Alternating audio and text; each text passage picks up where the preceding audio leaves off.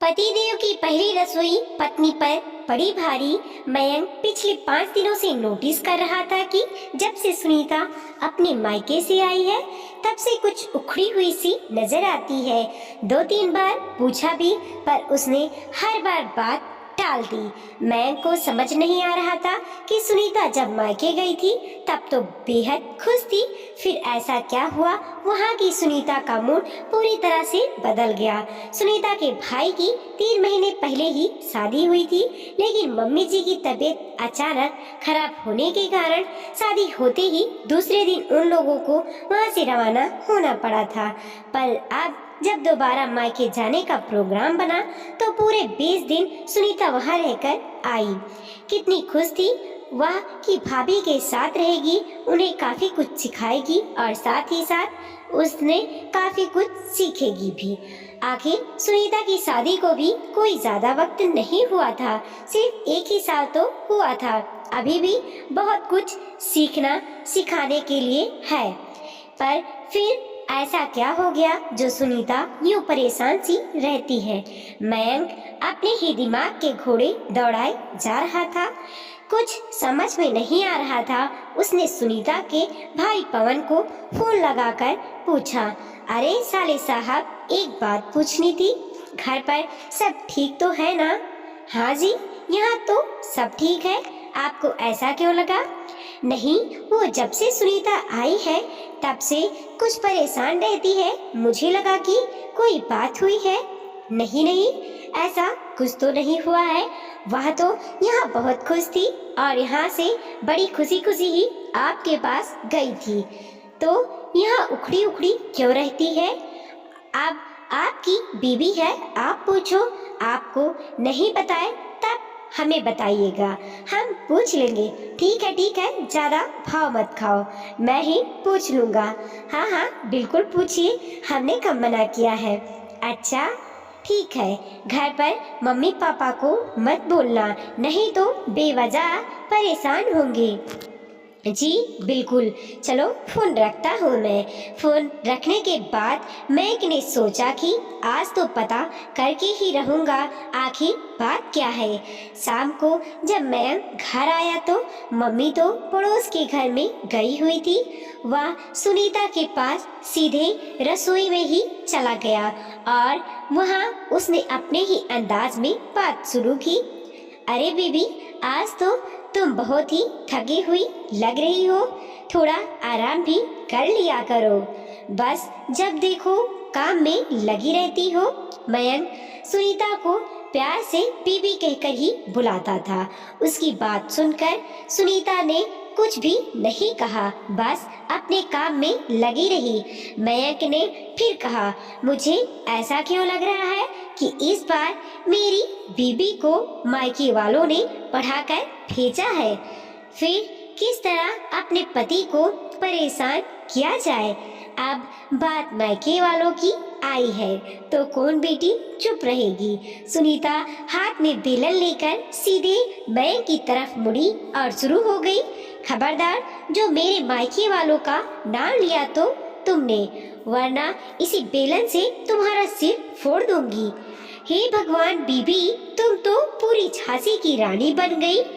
चलो ठीक है, तुम्हारे मायके वालों का नाम नहीं लूंगा, लेकिन मुझे बताओ तो सही, आखिर बात क्या है? क्यों परेशान हो? आखिर मुझसे ठीक से बात क्यों नहीं कर रही हो? क्यों करूं मैं आपसे बात, बताओ मुझे। आपको तो मेरी कभी चिंता नहीं होती। अरे ऐसा मैंने क्या कर दिया? आपने क्या कर दिया? कुछ सीखो पवन से। अभी शादी को 3 महीने ही हुए हैं, लेकिन वह अपनी पत्नी की कितनी मदद करता है। और एक आप हो, 1 साल हो गया हमारी शादी को, आज तक आपने मेरी रसोई में कभी मदद नहीं की। अरे मैं नहीं करता तो क्या हुआ, मम्मी तो करती है ना। मम्मी जी की बात नहीं कर रही हूँ मैं, वह तो हर संभव मदद करती है मेरी, पर कभी कभी पति से भी तो उम्मीद कर सकती है ना। आपको ऐसा नहीं लगता कि मुझे अच्छा लगेगा कि आप मेरी मदद कर रहे हो? वहाँ भाभी और पवन को देखकर मुझे भी लगा कि काश मेरा पति भी मेरे लिए ये सब करे।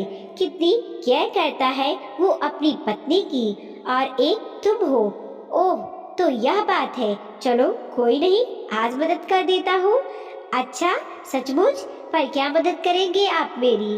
वरना ना तो मुझे कुछ नहीं आता, मैं ना सब्जी साफ कर देता हूँ। वैसे क्या सब्जी बना रही हो?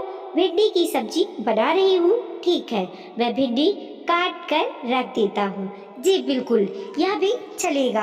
आप भिंडी धोकर काट लीजिएगा, तब तक मैं ऊपर से कपड़े उतार कर उन्हें समेट कर उनकी जगह पर पहुंचाती हूँ और थोड़ा बहुत बाहर का काम फ्री करके आ रही हूँ। उसके बाद मैं सब्जी बना दूंगी। ठीक है, तुम जाओ, तब तक मैं काम तैयार रखता हूँ। मयंक की बात सुनकर सुनीता हंसते मुस्कुराते मन ही मन खुश होती हुई छत की ओर बढ़ गई। यहाँ तक कि मन में ही मन ख्वाब बुनने लगी कि अब तो वो अपने मायके में और अपने सारों दोस्तों को बताएगी मयंक उसकी कितनी मदद करता है, मयंक भी कितना रोमांटिक और केयरिंग है। आधे घंटे बाद जब वह सारा काम फ्री करके रसोई में आई तो आते ही भिंडी पर उसकी नजर पड़ी, जिसे देखते ही उसका दिमाग खराब हो गया। हे भगवान, यह क्या है? बीबी, ये भिंडी थोड़ी अजीब सी नहीं है? तुम लोग सभी सब्जी लेते हो तो कम से कम देखकर तो लिया करो कैसी भिंडी ली है। यह देखो, चिपचिपी सी, इसमें तो लार जैसा कुछ निकल रहा है।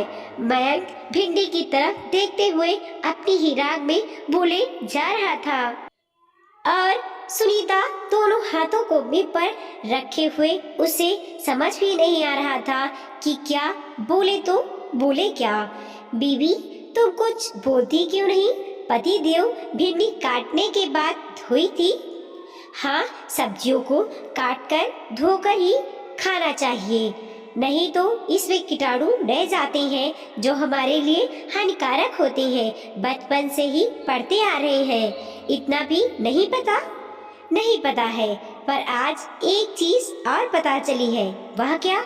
यही कि कभी दूसरों को देखकर यह मत सोचो कि तुम्हारे पास क्या कमी है, जो है उसी में खुश रहो। मतलब मेरी मति मारी गई थी जो मेरे भाई को देखकर मैंने आपसे कहा कि रसोई में मेरी मदद कर दो और सीधे सब्जी काटने को दे दी। हे भगवान, तुम्हें तो कुछ भी करना नहीं आता। अरे यार, धीरे धीरे सीख लूंगा ना। अरे जब सीखोगे तब सीखोगे, पर अब क्या बनाऊं? एक काम करो, दाल ही बना लो। चलो, मैं मदद कर देता हूँ। बिल्कुल नहीं, मुझे आपकी मदद की कोई जरूरत नहीं है। चुपचाप रसोई से बाहर निकल जाओ। जब धीरे धीरे सीखोगे ना, उसके बाद ही रसोई में कदम रखना। ठीक है, ठीक है, नाराज क्यों हो रही हो? एक तो मदद कर रहा हूँ, ऊपर से चिल्ला रही हो। कहते हुए मयंक चुपचाप रसोई से निकल गया। रात को खाना खाते समय सुनीता ने मम्मी जी को दाल परोसी तो मम्मी जी ने कहा, बेटा आज तो भिंडी बनाने वाली थी ना, दाल क्यों बना ली? मम्मी जी, भिंडी खराब निकली इसीलिए आज दाल बना ली। भिंडी तो देखकर ही ली थी मैंने, अच्छी और ताजी लग रही थी। चलो कोई नहीं, आज दाल ही खा लेते हैं। जी। सुनीता का ध्यान मयंक की तरफ गया, जो मोबाइल में आंखें गड़ाए अपनी हंसी दबाने की कोशिश किए जा रहा था। एक बार तो जी किया कि सच में उसका सिर फोड़ दे, पर मम्मी जी के सामने कहे तो कहे क्या। तो दोस्तों, यह थी मयंक की पहली रसोई, जो बीबी को भारी पड़ी, लेकिन उसके बाद मयंक में धीरे धीरे काफी काम सीख लिया। अब और वह कई कामों में सुनीता की मदद कर देता था। वीडियो को लाइक कीजिए, कमेंट कीजिए और अपने दोस्तों के साथ जरूर शेयर कीजिए। चैनल पे नए हैं प्लीज सब्सक्राइब कीजिए और देखते रहिए मोटिवेशनल स्टोरी।